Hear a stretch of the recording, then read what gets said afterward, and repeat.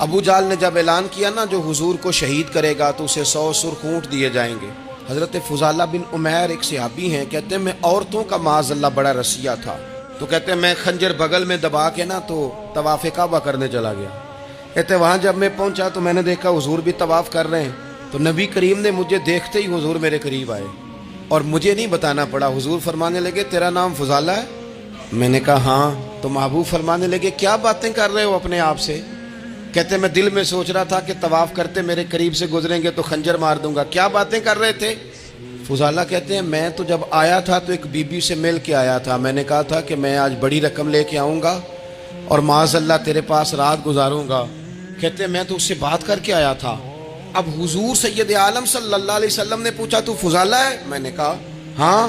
کیا باتیں کر رہے تھے اپنے آپ سے؟ میں نے جھوٹ بولا۔ میں نے کہا جی وہ تو میں تو ذکر کر رہا تھا اپنے دل میں۔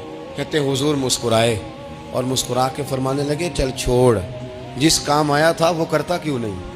میں جو تیرے سامنے کھڑا ہوں تو کرنا، خیال آیا مسلمان نیک و بد پہچان جاتے ہیں اور آقا آدمی کے دل کی باتیں جان جاتے ہیں، کرنا وہ کام۔ تو فضالہ کہتے ہیں کہ میں کانپ گیا، میرے ہاتھ سے وہ خنجر گر گیا، حضور نے میرے سینے پہ ہاتھ پھیرا، اس طرح پھیرا کہ زندگی میں اتنا سکون کبھی نہیں ملا، میں قرار محسوس کرنے لگا۔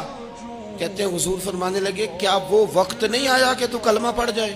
کہتے ہیں میں نے فوراً کہا حضور آ گیا ہے وقت، پڑھائیں مجھے کلمہ۔ کہتے ہیں نبی پاک نے کلمہ پڑھا دیا، میں مسلمان ہوا۔ میں واپس لوٹا تو وہی عورت بن سنور کر تیار ہو کر گلی میں کھڑی تھی۔ عادتیں بدل جاتی ہیں، شرط یہ ہے کہ ہم تھوڑی سی کوشش کریں، شرط یہ ہے کہ ہم اپنے آپ کو اللہ رسول کی بارگاہ میں پیش کریں۔ ہمیں سب سے زیادہ تکلیف میں ہماری اپنی عادات نے ڈالا ہے، ہماری اپنی خواہشات نفس نے ہمیں زیادہ آزمائشوں میں ڈالا ہے۔ کہتے ہیں وہ عورت بن سنور کے کھڑی تھی، جب میں واپس لوٹا تو پہلے میں اس کے پیچھے بھاگتا تھا، اب میں اس کے قریب سے گزر گیا تو اس نے آواز دی تو فضالہ نہیں؟ کہتے ہیں میری جھکی ہوئی گردن، میں سر نہیں اٹھاتا، مجھے کہنے لگی تو وہ نہیں ہے جو فضالہ ہے؟